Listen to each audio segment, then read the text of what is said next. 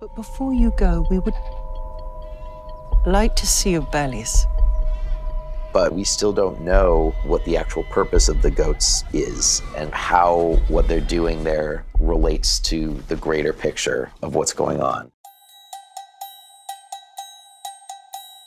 Au cas où le titre vous paraissait ambigu, mettons les choses au clair tout de suite, cette critique de la saison 2 de Severance va être essentiellement négative. Sacrilège, vous me direz, parce qu'il y a un buzz autour de la série depuis janvier, on est en pleine Severance mania et c'est limite devenu interdit d'émettre la moindre critique, mais malheureusement de mon côté le mal est fait, j'ai apprécié la saison 1, pourtant je considère que cette deuxième saison est globalement un ratage. Au menu de cette vidéo, je vais évidemment essayer de vous expliquer en quoi cette saison 2 fait du hors-piste, en quoi elle fait parfois les choses bien, mais en introduction, l'objectif sera de mettre les mots sur ce sentiment que j'ai eu tout au long du visionnage, cette idée que cette deuxième saison, à l'image de la saison 2 d'House of the Dragon l'année dernière, est finalement la victime de son propre mythe. Est-ce que vous vous êtes rendu compte que ça fait 2 mois que le même schéma se répète en boucle ? Un épisode est diffusé le vendredi, vous comprenez quasiment rien à ce qui se passe, et pendant une semaine, vous allez vous bouffer des analyses et des théories sur toutes les plateformes possibles, qui vont vous expliquer ce que vous avez manqué à la 38e minute si vous faites un zoom x8 sur l'image en inversant les couleurs, ça explique tout, promis. Ce phénomène d'extension de la série à travers une sorte de flux d'informations continue entre chaque épisode, c'est pas uniquement la faute des influenceurs qui sont tous des fans absolus de Severance alors qu'ils ont tous binge-watché la première saison il y a 3 mois, c'est bien les gens d'Apple TV qui ont pensé le scénario de sorte à en faire une série Mystery Box. Qu'est-ce que c'est le concept de la Mystery Box ? Vous vous doutez qu'avec un nom pareil, c'est forcément un escroc qui l'a inventé, et je vous le donne dans le mille, c'est J.J. Abrams qui a popularisé ce concept de série à suspense avec sa série Lost. La métaphore est simple à saisir, en tant que spectateur, le but c'est que vous soyez plus impacté par l'attente de l'explication que l'explication elle-même. Exemple simple, vous êtes au cirque Pinder, vous trouvez qu'il est vachement fort ce magicien qui fait sortir plein de trucs de sa boîte. Vous vous dites, putain mais comment il fait ? Il y a forcément un truc. Et au fond, vous voulez pas savoir c'est quoi le truc parce que votre inconscient sait pertinemment qu'une fois que vous aurez compris l'astuce, vous ne voudrez plus jamais payer pour voir quelqu'un qui ne vous impressionne plus. Du coup, l'idée de la Mystery Box, c'est que finalement, on s'en fout de ce qu'il y a réellement dans la boîte du magicien. Ce qui compte, c'est l'idée de ce qu'il y a dans la boîte. Ces putains de chèvres, on s'en fout de savoir ce qu'elles font là, parce qu'au fond, on se doute que même les créateurs de la série en savent rien. Mais cette idée que tous les éléments étranges de la série ont un rôle bien précis prévu à l'avance par des showrunners mastermind, c'est ça qui nous fait tenir en haleine chaque semaine. Maintenant certes, des séries comme Lost le faisaient déjà il y a 20 ans avec des sites de fans qui théorisaient tous les jours sur le pourquoi du comment il y a une fumée noire sur l'île, sauf que là Apple semble avoir senti l'argent par camion et en quelque sorte trouvé la forme finale de ce concept avec cette série. Considérez ça comme un reproche que j'ai envers Severance, saison 1 inclus, mais j'ai vraiment l'impression qu'Apple a pensé cette série pour aller de pair avec le format TikTok. J'ai eu le sentiment que certaines scènes dans la première comme dans la deuxième saison n'ont aucun intérêt scénaristique ou artistique, et que finalement l'objectif de ces séquences c'est d'étendre le trafic autour de la série en étant repris par des créateurs de contenu pour en faire des mèmes ou des théories à la con. Je vous mets au défi de revoir la saison 2 avec cette lecture en plus, mais il y a tellement d'éléments qui sont faits pour être réingurgités par TikTok et compagnie. Ils en vont jusqu'à faire exprès d'introduire une actrice asiatique pour que sur internet ça théorise qu'elle est l'enfant de l'autre actrice asiatique. Tout est millimétré de sorte à soulever une interrogation chez le spectateur quitte à le prendre pour un con, et pour moi c'est une erreur de penser une série comme ça, de faire de la surenchère de mystère à tout prix pour titiller le spectateur, quitte à trahir que les scénaristes n'ont pas tout prévu dès le départ et qu'ils improvisent au fur et à mesure. Peut-être que finalement oui, les révélations vont être bonnes, et encore on en reparlera en partie spoiler, mais qu'est-ce qui reste d'une série à mystère une fois que tout est révélé ? Qu'est-ce qui fait que Twin Peaks, c'est une des plus grandes séries de tous les temps malgré qu'on ait su qui a tué Laura Palmer, alors que Lost, tout n'est pas acheté attention, mais globalement ça s'est pété la gueule quand les réponses sont arrivées, et aujourd'hui cette série est très loin de l'aura qu'elle avait à l'époque. L'explication, c'est que Twin Peaks a eu l'intelligence de ne pas tout miser sur son mystère. Quand on pense à Twin Peaks aujourd'hui, maintenant qu'on sait qui est le tueur, on pense pas au meurtre de Laura Palmer, on pense à l'ambiance, la DA ou la musique. La série a une vraie identité en dehors de son histoire d'enquête policière, qui n'est finalement qu'un prétexte pour raconter quelque chose qui dépasse le simple meurtre initial. Et c'est peut-être en ça que David Lynch et Mark Frost sont des artistes et pas des escrocs comme J.J. Abrams. Twin Peaks a survécu à sa révélation du meurtrier parce que cette révélation n'était qu'une étape, là où Lost, sans mauvais jeu de mots, s'est perdu dans ses explications parce qu'elle misait tout sur son mystère. Et malheureusement, j'ai bien peur que Severance suive la même voie, parce que c'est déjà le cas dans cette saison 2 en fait. Tout n'est que build-up pour l'épisode 10, qui lui-même est une ouverture pour la saison 3, mais résultat des courses, est-ce que ça en valait la peine ? Ça m'embête, mais j'ai eu cette drôle d'impression que la saison 2 tombait dans le cliché de la surenchère, alors qu'elle se bat désespérément pour éviter de tomber dans le cliché de la série qui ne repose que sur ses mystères et qui n'a rien d'autre à proposer. Parce que oui, il y a un effort qui est mis sur les intrigues secondaires et sur le développement des personnages dans cette saison 2. Ça me fait plaisir parce qu'objectivement la réalisation a step up depuis la première saison et la série mise encore plus sur son esthétique, notamment l'épisode 7 qui est vraiment magnifique, mais si on enlève l'intérêt purement graphique, on se rend compte qu'une fois sorti du bâtiment de Lumon, il reste plus grand chose à se mettre sous la dent. Parce que c'est étonnant de s'apercevoir qu'un concept de dissociation de la mémoire dans une sorte de dystopie qui de prime abord paraît super original et intéressant, on en voit les limites dès la saison 2. Alors que par exemple la série Dark qui commence par un plot basique de disparition étrange finit à des années-lumière de cette idée de base. On peut se dire bizarre parce que la saison 1 misait elle aussi tout sur son concept et ses mystères et pourtant elle marchait. Pas faux, mais avec le recul, est-ce que la saison 1 n'aurait pas eu le bon rôle ? Elle posait les bases, on était pris dedans parce qu'on découvrait un univers, ses règles, ses personnages, ses intrigues. Bref, il y avait une suspension d'incrédulité de la part des spectateurs. Cette suspension d'incrédulité, c'est ce qui a fait vivre cette première saison. Tout au long de son visionnage, je me demandais mais pourquoi Cobell stalk à mort Mark et sa sœur ? Mais au fond, j'avais pas besoin de la réponse tant j'étais pris par les différentes intrigues qui se mettaient en place et qui donnaient du rythme à l'ensemble. Le tour de magie de la Mystery Box marchait. Au final, aujourd'hui, je me rends compte que la saison 1 remettait tout à plus tard et avait même la lâcheté de finir sur un cliffhanger. Elle criait littéralement à la saison 2, tu te démerdes. Et ça pose une question intéressante pour ceux qui, comme moi, n'ont pas aimé cette saison 2, est-ce que la faute ne reviendrait finalement pas à sa grande sœur ? Ou alors, on peut remettre ça sur le dos des 3 ans d'attente. Il y a plusieurs écoles pour justifier le temps qu'a pris cette saison 2 pour sortir. Apparemment, il y aurait de gros différends artistiques depuis la première saison entre le showrunner Dan Erickson et son scénariste Mark Friedman. Mais pour moi, j'aime ma théorie qu'en fait, ils se sont dit merde, on va devoir répondre à toutes les questions de la saison 1, on n'a aucun plan, comment on fait ? Vous rajoutez à ça les rumeurs qui disent qu'apparemment Apple a flairé la série à succès et commence à mettre son nez dans les scripts, ce qui a causé plusieurs réécritures de la saison 2. En plus de ça, faut pas oublier la grève des scénaristes de 2023 et on commence à avoir un début d'explication sur pourquoi cette saison 2 rate le coche. Maintenant, est-ce que c'est une erreur de parcours, il y a une production compliquée, ou est-ce que le verre est dans la pomme et c'est déjà foutu pour la suite ? Je me garde cette réponse pour la fin de la vidéo, mais avant qu'on parle de la saison 3, faudrait déjà expliquer ce qui ne va pas dans cette saison 2, au-delà du désaccord profond que j'ai avec son concept, et pour ça, va falloir tout spoiler, vous êtes prévenus. Je trouve que le point faible de cette saison, c'est son rythme. Ce qui m'étonne parce que le rythme de la première saison était lui parfaitement dosé. On est certes passé de 9 épisodes à 10 épisodes, sauf que même en enlevant l'épisode de trop qui est clairement l'épisode 8, je trouve que l'intrigue fait du surplace. On pourrait se dire que nous sommes tous des victimes du binge-watching et forcément ce format de diffusion d'un épisode par semaine fait que le rythme paraît beaucoup plus lent que si on pouvait avoir accès à l'épisode suivant tout de suite. Et le pire c'est que je suis d'accord avec ça, le binge-watching quand une série n'est pas pensée pour, c'est un fléau, ça change complètement l'appréciation qu'on peut avoir de celle-ci. Sauf que là j'ai regardé les 4 premiers épisodes d'affilée avant de suivre de manière hebdomadaire la saison 2 et je commençais déjà à trouver que le rythme était moins maîtrisé dès l'épisode 3. En tant que spectateur, je me disais que ce rythme encore plus lent qu'en saison 1 est volontaire et fait partie d'un grand ensemble et les showrunners me donnent les clés de lecture au compte-gouttes. Mais finalement, maintenant que la saison est finie, j'ai du recul et je me dis, les épisodes 4 et 8, si ce n'est leurs 5 dernières minutes, à quoi ils servent ? Oui, peut-être que les sortes de clones de l'épisode 4, ça intrigue, on se demande c'est quoi le plan des showrunners, peut-être que ça sera expliqué en saison 3, et ça se trouve, ça sera du génie, ça expliquera tout. Mais à quoi ça sert dans la saison 2 ? Typiquement toute l'intrigue autour de Milchick qui commence à se remettre en question avec Lumon et qui en plus prend pas mal de place dans le récit, si ça servait durant le dernier acte, ok, sauf que, spoiler, ça ne sert à rien. Le personnage de Miss Wang, elle est là pour faire en sorte qu'on parle de la série avec les centaines de vidéos d'influenceurs qui font des théories, et sinon, elle sert à rien. Et d'ailleurs, l'intrigue s'en débarrasse avant même le dernier épisode. Même chose pour Dylan avec sa femme. Le concept de cocufier son autre lui, c'est marrant 2 minutes, mais à quoi ça sert ? Même en jugeant par autre chose que l'apport scénaristique, qui a été touché par les séquences avec sa femme ? Niveau mise en scène, qui trouve ça intéressant alors qu'à côté on a un superbe épisode 7 ? La saison 1, on peut en dire ce qu'on veut, elle a sa part de responsabilité dans les erreurs que fait cette saison 2, mais une intrigue secondaire comme la romance d'Irving et Burt, elle arrivait à s'en servir pour justifier qu'Irving se rebelle avec le reste du groupe en fin de saison. Même chose pour Cobell, ok rien n'était expliqué sur pourquoi elle stalkait Mark, mais c'était grâce à ça, en se rendant compte qu'elle avait pas le bon Mark devant elle durant la lecture, qu'elle arrivait à prévenir Milchick et à les arrêter en fin de saison. Tout était pensé de façon cohérente et les intrigues se reliaient naturellement pour donner un final explosif. La Cobell, à quoi sert-elle dans cette saison 2 ? On dirait qu'ils savent pas trop quoi faire de son perso et la font carrément disparaître durant la moitié de l'intrigue. L'épisode 8, qui est pas l'épisode le plus court pour rien, aurait pu se résumer simplement par une phrase, Cobell a inventé la dissociation. Qu'est-ce qu'ils font de cette information, soi-disant primordiale parce que ça justifie un épisode entier ? Ils en font rien. Ok, il y a un effort sur les intrigues et les personnages secondaires dans cette saison 2, parce qu'à l'écriture, il semblerait qu'ils aient conscience que développer uniquement que du mystère, les gens vont forcément être déçus quand les réponses vont arriver dans les saisons suivantes, mais ces intrigues secondaires, elles ne mènent nulle part, si ce n'est à des résolutions qui seront peut-être en saison 3. House of the Dragon saison 2 l'année dernière faisait pareil, du build-up et du build-up, mais il y a quasiment que ça au final, et une fois qu'on a vu le dernier épisode, le bilan c'est que Severance saison 2 passe une bonne moitié de son récit à reporter à plus tard ce qu'elle aurait pu faire maintenant.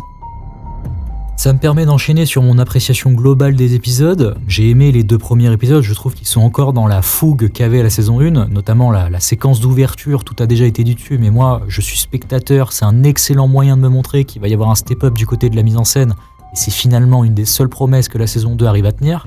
J'ai parlé tout à l'heure des rumeurs sur les problèmes de réécriture qu'a eu la saison 2, et je me demande si cette mini-intrigue d'une quinzaine de minutes où on retrouve Mark avec une nouvelle équipe est pas une sorte de private joke de ce qui était prévu à la base. Comme si Mark, qui suppliait le conseil de ramener ses anciens collègues, était une métaphore d'Erickson qui aurait supplié Apple pour garder le quatuor de la saison 1. Ce qui est amusant avec les 2 premiers épisodes, c'est qu'il s'y passe finalement pas grand chose. Encore pire, la situation critique de la saison 1 est complètement désamorcée. Par exemple, les conséquences d'Ellie qui révèlent la vérité devant tous les investisseurs, on n'en voit finalement pas vraiment les répercussions, c'est mis sous le tapis assez rapidement.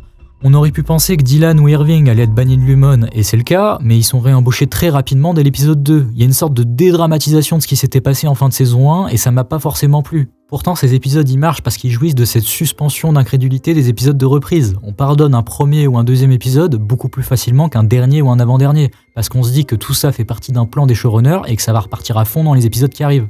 Malheureusement, le soufflet retombe dès l'épisode 3 qui va multiplier les mystères et les intrigues qui n'auront pas de résolution. Je les ai déjà listés tout à l'heure, mais le Graal, c'est vraiment cette histoire de réintégration qui va prendre le plus de place dans la saison. C'est l'intrigue la plus importante parce qu'elle nous est vendue comme celle qui va permettre de retrouver Gemma. Pourtant, pas du tout. Dans les critiques que j'ai vues, c'est complètement passé à travers, mais la réintégration ne sert à rien dans cette saison 2. Mark ne s'en sert à aucun moment dans le dernier acte, c'est une intrigue qui nous est plus vendue avec plusieurs cliffhangers, il y a 4 fins d'épisode, ce qui est énorme, qui finissent avec Mark qui a des flashs, et promis dans l'épisode suivant de la semaine prochaine, il va être réintégré, sauf que ça n'arrive jamais. Et en plus, j'en ai vu passer des vidéos qui disaient « Regardez, là, Mark à la fin, il s'adresse différemment à sa sœur, ça veut dire qu'il est réintégré, ça va être un truc de ouf !» Putain, les gars, on s'est tous fait avoir par cette série, quoi, c'est dingue. Je continue sur l'épisode 4 parce que je pense que c'est vraiment la plus grosse fraude de cette saison. C'est vraiment l'épisode de la surenchère, on rajoute toutes les 5 minutes une couche de mystère. Je suis prêt à parier qu'on n'aura aucune réponse à nos interrogations dans les saisons qui vont venir. C'est vraiment l'épisode de l'auto-parodie. Ça m'a fait penser que la série allait être victime de son propre concept. Et le plot twist à la fin, je trouve ça étonnant parce que d'un côté, la série est pensée pour susciter 1 milliard de théories chez les fans. C'est voulu de leur part de proposer un scénario à trous qui crée un trafic d'informations autour de la série, mais de l'autre, ils se disent pas qu'avec tous les réseaux d'aujourd'hui, tout le monde aurait deviné ce plot twist ou aurait passé l'info à ceux qui ne savaient pas, et du coup, il y aurait aucune surprise. La fin de l'épisode insiste comme si c'était un truc de fou, un retournement de situation inattendu, mais à moins de ne pas avoir de réseaux sociaux ni d'entourage qui regarde la série et de pas être très concentré pendant les épisodes précédents, qui a été surpris ? Ce que j'essaie d'expliquer, c'est qu'il y a clairement une dissonance entre le concept de sevrance qui est fait pour prendre en compte l'appui des réseaux sociaux et ce modèle narratif à base de plot twists téléphonés datant des années pré-internet où la seule manière d'avoir des théories sur ce genre d'œuvre, c'était de lire le journal de Mickey. Maintenant, en 2 clics, on peut tout savoir. Pourquoi ils ont fait ça ? Limite, il faudrait faire une vidéo dédiée, mais l'arrivée d'Internet et l'accès à l'information qui allait avec, ça a eu une répercussion sur la manière de construire une histoire qui se base sur des mystères. Et Severance l'a bien compris avec ses scènes TikTok, mais de l'autre côté pense qu'on va éteindre le portable avant le plot twist pour être surpris. Il y a quelque chose qui va pas dans leur narration. L'ennui va continuer avec l'épisode 5 qui est ce que j'appelle un épisode réaction. Les 3/4 de ce qui se passe dans cet épisode sont des réactions des personnages à ce fameux plot twist de l'épisode précédent et je déteste ce genre de narration parce qu'on passe plus de temps à parler de ce qui a été fait plutôt que de montrer ce qu'il y a à faire. Et le cliffhanger à la fin illustre ça très bien, c'est le même que dans l'épisode 3. Peut-être Mark va être réintégré au suivant, donc en fait non, Mark sera toujours son externe à l'épisode 6. Épisode 6 qui fait quand même partie des meilleurs de cette saison. J'ai beaucoup aimé les séquences de Mark au restaurant et d'Irving avec Burt, notamment le dîner et toute la tension qu'il y a durant cette séquence. Le problème, c'est que ça mène à « vous aurez la réponse en saison 3 ». Dommage, mais globalement, ce genre de moment tendu reste bienvenu parce que ça manque énormément à cette saison 2. Et je trouve ça beaucoup plus intéressant de diluer du mystère dans des scènes où on sait pas vraiment si le personnage va s'en sortir ou non, plutôt que dans des scènes un peu what the fuck. On se doute qu'ils ont fait ça pour le côté provocateur plutôt que pour l'apport scénaristique à l'ensemble.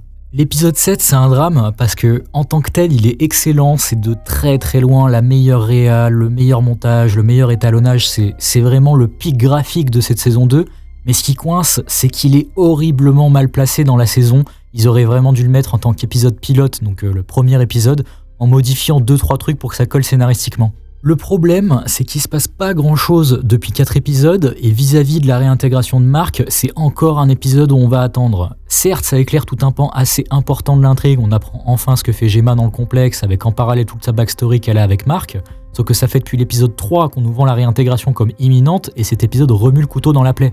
Quel dommage que ça soit pas le premier épisode de cette saison 2, parce que je vous jure que ça aurait été l'un des meilleurs épisodes pilotes de série depuis pas mal d'années. Là, en le plaçant en épisode 7, moi je suis sur ma faim depuis trop longtemps et je peux pas apprécier à sa juste valeur le travail de fou furieux qui a été abattu, et c'est regrettable. Quand on voit que la première saison prenait certes moins de risques, parce que la narration était linéaire, mais il vaut mieux une bonne narration linéaire qu'une mauvaise narration fragmentée. L'épisode 8, j'en ai rapidement parlé tout à l'heure, c'est l'épisode qui n'a vraiment rien pour lui. Certes, il profite de ce nouveau décor pour proposer une photo différente de d'habitude, mais sinon il n'y a pas grand chose à se mettre sous la dent. Et la mauvaise habitude qu'a Severance, c'est que quand il se passe pas grand chose d'intéressant, ils se sentent obligés de mettre des éléments bizarres pour combler le vide. Comme ça, les fans peuvent se toucher la nouille en disant mais c'est du génie. D'ailleurs, le jeu de Patricia Arquette a commencé à être insupportable au fil des épisodes, je trouve qu'on n'est pas loin du pur cabotinage. Et ça couplé à une écriture qui est pas très fine parce que Cobell a plusieurs occasions d'éclaircir toute cette histoire autour de Cold Harbor, mais elle est sympa, elle va attendre le dernier épisode pour tout spoiler à Mark. Autre incohérence, je comprends pas pourquoi la sœur de Mark cherche à contacter Cobell à tout prix pour les aider, alors que de 1, elle a l'inventeuse de la réintégration sous la main, et de 2, elle a encore moins de raison que Mark de se fier à elle. On se rappelle la scène de panique à la fin de la saison 1 quand elle pense qu'elle lui a pris son bébé. Dans quelle dimension les scénaristes se sont dit que c'était cohérent de ramener Cobell dans l'intrigue comme ça, alors que ça n'a aucun sens qu'elle l'appelle. Donc vous additionnez les problèmes de rythme, les intrigues secondaires qui n'ont pas de finalité, la surenchère de mystères sans explication, les raccourcis scénaristiques, les plot twists qui n'ont pas d'impact émotionnel sur les spectateurs et les épisodes qui auraient pu être mieux numérotés, et moi je ne peux arriver qu'à la conclusion que l'écriture de cette saison 2 a un gros problème. Heureusement, les épisodes 9 et 10 rattrapent enfin les wagons de l'intrigue principale, donc on gagne en rythme, il y a des révélations et plus globalement, on arrive enfin à ce qui était teasé à rallonge depuis 8 épisodes, donc c'est beaucoup plus prenant pour le spectateur, mais là aussi tout n'est pas parfait. Je n'aime pas la direction qu'ils ont pris avec Irving, je n'aime pas la conclusion de son intrigue dans cette deuxième saison parce que ça n'en est pas une. Encore une fois, comme beaucoup trop d'intrigues secondaires, c'est une ouverture pour la saison 3, et malheureusement, comme pour Miss Wang, ça passe par une éjection de l'intrigue principale parce qu'ils savent pas trop quoi faire pour le raccorder avec le climax final. Et quelle erreur de se passer du quatuor au complet pour le dernier épisode, alors que toute la saison passe son temps à développer les intrigues personnelles de chacun. Et encore une fois, peut-être qu'ils vont faire quelque chose de super avec son personnage en saison 3, mais pour ce qui est de la saison 2, je vois limite ça comme de la lâcheté, parce que ça fait 2 saisons qui nous lie Irving et le couloir avec l'ascenseur, pour au final ne rien en faire. À la limite, il est indirectement impliqué parce qu'il y a son mot qui se retrouve derrière le tableau, mais Irving est développé pendant toute une saison pour au final n'être qu'un personnage fonction qui sert de MacGuffin pour faire avancer l'intrigue quand elle en a besoin. L'épisode 10, c'est un peu comme l'épisode 7. Sur le papier, j'aime l'ambition qu'ils ont. Un épisode d'1h15, on est presque sur un film. Malheureusement, j'ai parfois l'impression qu'ils ont fait durer pour faire durer par pur complexe envers le cinéma, et faut regarder les pots cassés. Parce que Milchick, on tease une rébellion vers l'humain, ça n'arrive pas. Dylan, je ne vois aucun rapport entre le fait qu'il bloque Milchick pendant 30 minutes et l'intrigue avec sa femme. Ellie, depuis l'épisode d'avant, on nous tease un truc avec son père, au final cette sous-intrigue est complètement zappée.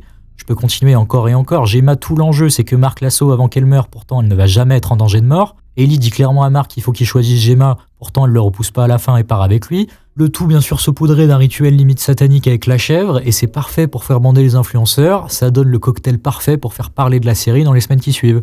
Maintenant oui, la saison 1 finissait aussi sur un cliffhanger, et c'était un défaut, clairement. Un cliffhanger, c'est bien quand ça relance une nouvelle intrigue, pas quand ça empêche l'intrigue de se terminer. Et là, c'est malheureusement cette dernière option que choisissent la première comme la deuxième saison de Severance, avec un point en moins pour la saison 2, parce que dans son cas, aucune des intrigues secondaires n'est bouclée à la fin. Et du coup, on en vient finalement à cette conclusion, cette ouverture que je pourrais faire sur les saisons qui suivent. Là, la première saison, je la trouvais très bonne. La deuxième, c'est pas mauvais, mais pour moi, c'est un ratage. Et là, je me pose la question, est-ce que j'ai vraiment envie d'y croire à cette saison 3 ? La première saison, elle se terminait sur un cliffhanger de petit malin, mais j'avais envie de voir la suite parce que tout avait été dosé au millimètre près. Là, c'est triste, mais je me demande si l'attente en vaut la chandelle. Est-ce que finalement cette saison 2 aurait pas cassé la confiance entre le spectateur et le spectacle ? Ils pourront nous sortir toutes les intrigues mystérieuses, toutes les interrogations, parfois même si on a de la chance, toutes les révélations qu'ils veulent. Est-ce que ça sera si intéressant que ça au final ? En somme, c'est là qu'on se rend compte des ravages des séries à suspense. Quand une série ne mise que sur son suspense, qu'est-ce qui reste une fois que le lien de confiance est brisé ? Pour ceux qui sont comme moi déçus de cette saison 2, en dehors des mystères qui nous intriguaient à la fin de la saison 1, il reste quoi aujourd'hui ? Et c'est pour ça que les séries qui prennent le risque de tout miser sur leur mystère, de tout miser sur la suspension d'incrédulité des spectateurs devant des intrigues qui posent des questions qui n'auront pas forcément de réponse immédiate, il faut que la narration soit irréprochable. Sinon, ça finit comme Game of Thrones. Et c'est très rare les séries à suspense qui réussissent leur pari. Si vous ne connaissez pas The Leftovers, je vous recommande, c'est excellent, c'est vraiment un cas d'école. Là, pareil, récemment, Dark, qui est une série connue grâce à Netflix, c'est excellent là aussi. Mais pour Severance, ça s'annonce plus compliqué pour moi. En plus, j'ai vu passer la news qu'elle est devenue la série la plus regardée sur Apple TV, et c'est typiquement le genre d'info qui me donne pas confiance, parce qu'Apple, on les connaît, ils vont forcer pour étaler les saisons et se faire un max d'audience, du moins, j'espère me tromper. J'aimerais conclure cette critique avec un point de vue un peu plus philosophique vis-à-vis de cette saison 2. La saison 1, j'adorais cette idée de base d'employés qui sont dissociés au travail parce que c'était une belle métaphore, voire en fait carrément une vraie application du concept d'aliénation de Marx. L'humain qui dissocie les gens et crée des inter et des exter, c'est ce que dénonçait Marx à travers l'aliénation. On est dans une application réelle de la séparation entre vie professionnelle et personnelle, les inter étant voulus pour être des entités uniquement productives et déconnectées de leur humanité, et sont littéralement devenus étrangers à eux-mêmes. Et c'est en ça que le concept de dissociation de cette série, c'est génial, et ça sort en 2022, donc je peux vous dire que ça tombe à point nommé. Quand on voit que le cœur du propos de la série, c'est une critique du capitalisme post-industriel, c'est étonnant parce que c'est Apple derrière quand même. Ils en sont conscients de ce paradoxe en plus, parce qu'ils en jouent tout du long. Apple est limite parodié à travers l'entreprise Lumon en fait. On a donc une série qui est basée sur une métaphore extrême de l'aliénation marxiste, avec une entreprise toute puissante et limite religieuse, qui aurait un contrôle total sur ses employés, mais c'est sur Apple TV. C'était à la fois culotté de proposer ça sur cette plateforme, mais à la fois assez flippant. Flippant que ce genre d'œuvre soit adoubé par Apple eux-mêmes. Et peut-être que finalement, ça leur a pas tant plus que ça, parce que je trouve qu'on perd cette dimension marxiste dans cette saison 2, au profit d'un propos plus général sur la condition humaine en société plutôt qu'au travail. Parce que ce qui est sous-entendu avec le projet Cold Harbor, c'est qu'ils veulent vendre la dissociation aux gens du quotidien pour ne pas vivre les mauvais moments de leur vie. Là où la première saison antagonisait clairement le monde du travail et ses dérives, je trouve que la saison 2 s'en éloigne un peu pour finalement suggérer que tout ça, c'est la faute de la société. C'est nous qui rejetons toute forme d'inconfort émotionnel au détriment de l'expérience humaine. Et le comportement déconnecté des différentes versions de Gemma le démontre, ça sera au prix d'une perte d'identité. Vu d'un certain angle, on peut le prendre comme une métaphore des recommandations YouTube ou autres, parce que les algorithmes en soi ne nous recommandent que ce qu'on consomme et donc ce qu'on aime. Exemple, là vous avez adoré la saison 2 et vous me trouvez trop dur donc vous mettez un pouce rouge. Métaphoriquement, vous êtes des Gemma. Comme elle, vous mettez sous le tapis vos sentiments négatifs, vous les oubliez pour rester dans votre cocon et forcément ne plus vous confronter à la réalité qui est un peu plus grise que la saison 2 est un chef-d'œuvre. Et c'est super intéressant en soi, mais moi je vois ça comme Apple qui se dérobe de ses responsabilités et cherche un autre coupable idéologique qui serait les consommateurs eux-mêmes. Vous additionnez à ça tout le délire de secte satanique avec tous les rituels bizarres et je trouve que ça désapprofondit l'ensemble parce qu'on part tout de suite dans une histoire moins réaliste, du moins je l'espère, moins ancrée dans le réel et donc forcément moins en résonance avec nos problèmes actuels. Est-ce que c'est une direction d'Apple ou est-ce que c'est simplement la volonté des créateurs de la série qui veulent faire évoluer leur thématique pour éviter la redite ? Écoutez, la réponse est un peu la devise de cette saison 2, on verra ça en saison 3. J'espère que cette vidéo vous a plu. Vis-à-vis de ce que je disais en introduction sur le problème des séries à suspense d'aujourd'hui, ça me donne envie de développer encore plus sur Twin Peaks dans une vidéo dédiée et parler de comment, d'après moi, David Lynch et Mark Frost ont évité avec brio ce piège de s'enfermer dans leur propre mythe. Ça me permettra de parler de Twin Peaks The Return, donc la saison 3 de Twin Peaks, et je pense la meilleure saison d'une série que j'ai vue depuis 2017. Je crois pas que quelqu'un ait fait mieux depuis sur une seule saison. Lynch a vraiment tout cassé avec The Return. Je vais voir si je peux coller ça dans les mois qui viennent. Mais écoutez, en attendant, je vous donne rendez-vous le mois prochain et je vous dis salut à tous.